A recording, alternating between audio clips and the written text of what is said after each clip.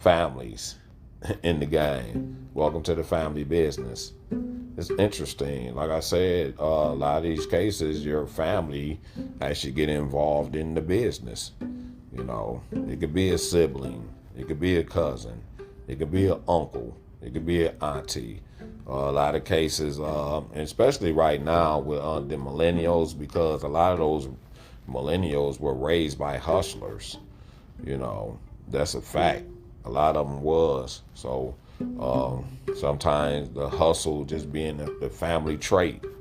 You know, but I don't think it's good that families get involved in the business. I've always been the type of person, I tried to be, where I had to keep that away from my mother, keep that away from my sisters, and do all costs on do anything to keep it away from my nieces and nephews. You know, I never wanted to project that image to them, but that's just me. Everybody don't think the same. So but it's no disrespect to these people, anybody, any one of these families. A lot of these guys went through the storm, you know, and they woke up. So they trying to preach the message, try to stop people from getting involved in that, because at the end of the day, the feds can come take everything from you.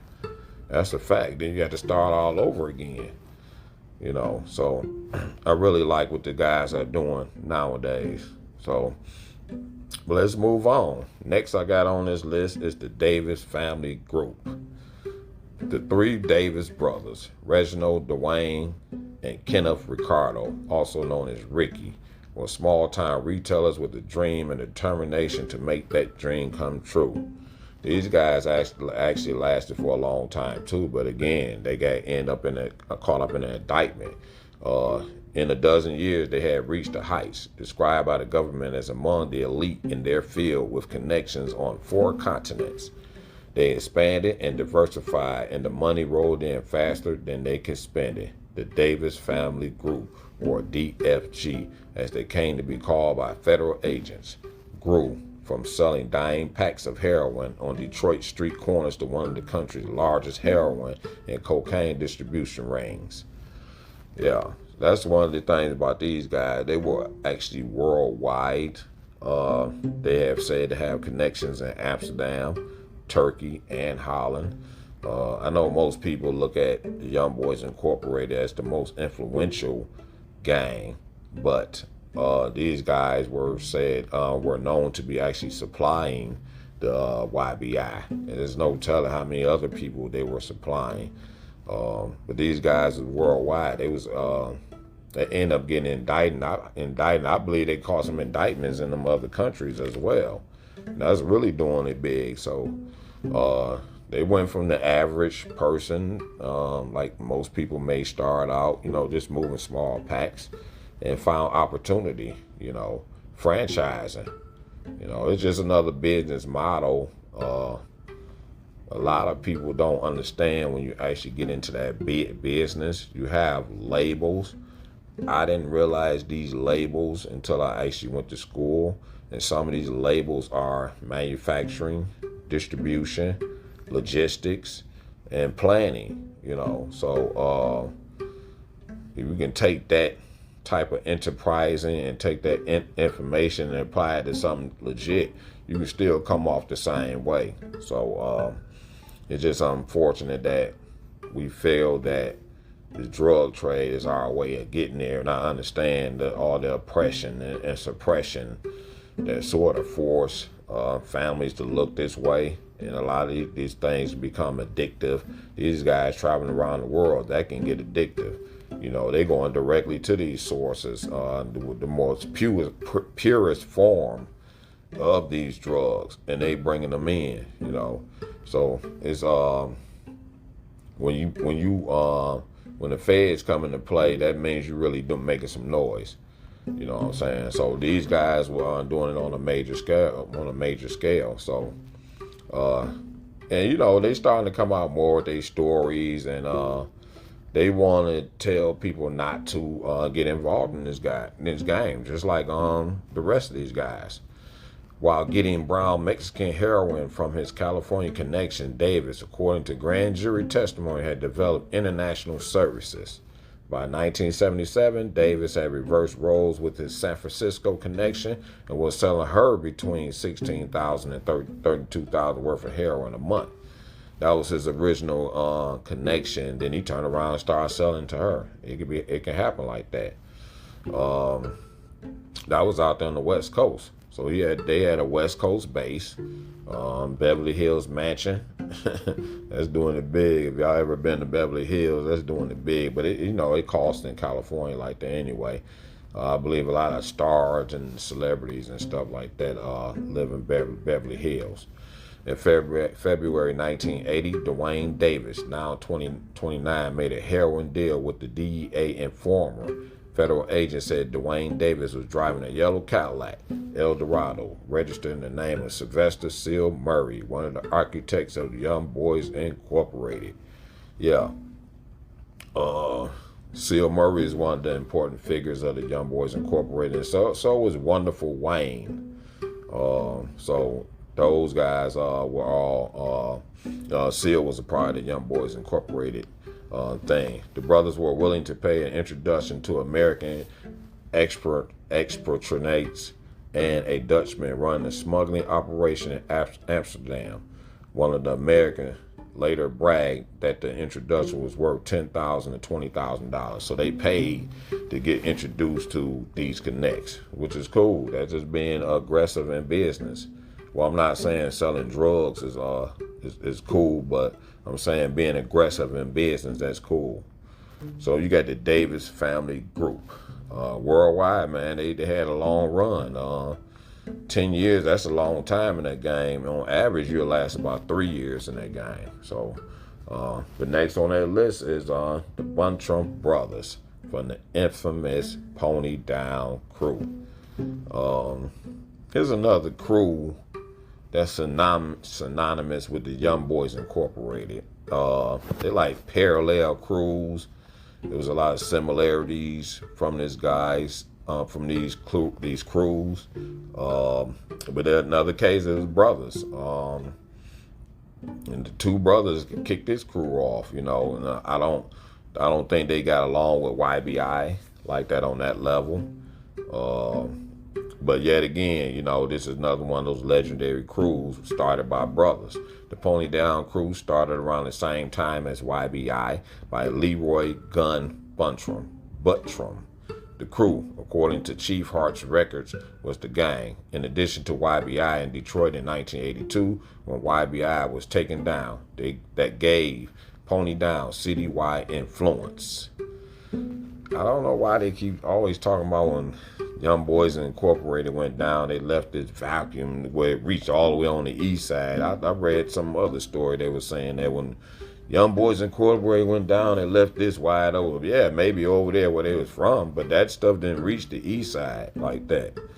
That's just a fact, So these storylines and their influence reached the east side, but as far as them leaving a vacuum on the east side, that's not true at all. All that stuff they were doing, that was all on the west side. So yes, it may have left more for another crew over there where they're from. That's just a fact. So, but that's what they say here. I'm sure it helped Pony Down out when they took down YBI. Their name came from the fact they wore ponies. Like I said, Young Boys Incorporated was more than, there was more Adidas, whereas Pony Down, they wore ponies. Like I said, people compare the crews. The members of Leroy Buntram's inner circle were family members, including his brother, Tony the Snake Buntram. That's another case. It's his brother. Pony Down's influence is extremely powerful in the city. When a smaller rival gang kidnapped Tony Buntram's daughter, the reporter described an exchange between the kidnapper and the Detroit police to get Buntram's daughter back. That was another situation where he bypassed the police and he went and got his daughter back on his own. He pulled down on the people who allegedly kidnapped his daughter and he got his daughter back. But they're another infamous crew that's known throughout the city. Yes, they will be synonymous with Young Boys Incorporated. And sometimes people don't like to be synonymous with other crews and stuff like that, but it just end up like that. So Another case of, hey, welcome to the family business. Last on my list is the infamous Brown brothers, also known as the best friends. I just did an episode on those guys. You got Boogaloo, Reggie, Ezra, and Ghost. They are known as one of the most infamous family clique, I guess you can call it. I just did an episode on them. It's actually doing really well, especially on YouTube. And you guys can go subscribe to my YouTube channel. I'm really going to be doing some special things with that channel soon. I just got my green screen in. I'm doing some live videos on there. So go subscribe to my YouTube.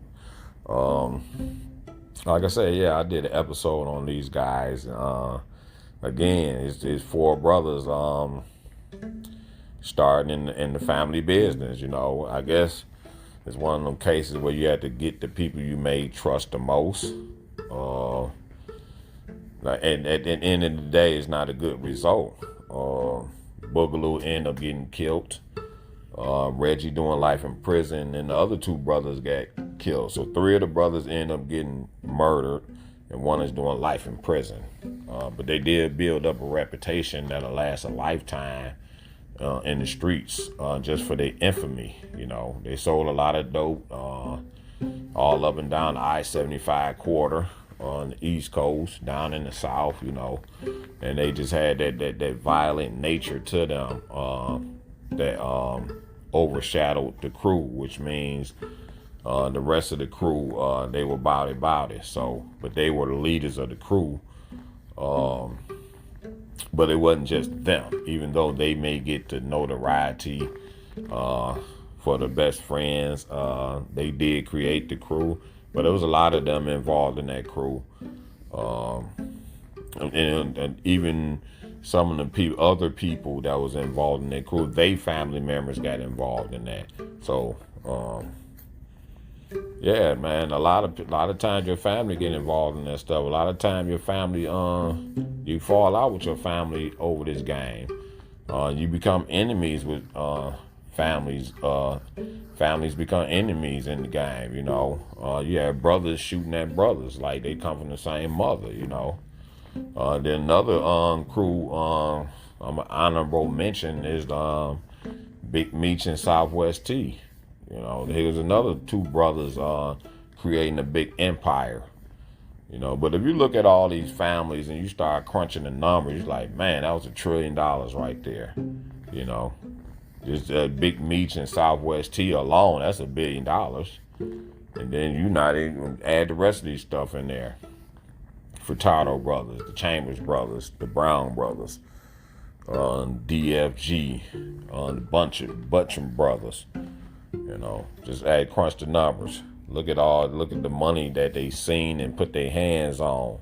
It's no different than Wall Street, dealing with tremendous cash flow on an international scale.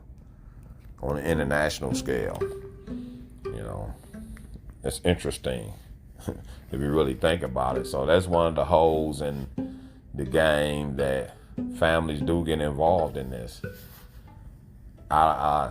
I don't think that's a cool thing. I'd rather see a family start really something legit. And there's a lot of family businesses out there that do legitimate things. But I just want to take this episode and to mention this and talking about it a little bit. It's the Said G podcast show.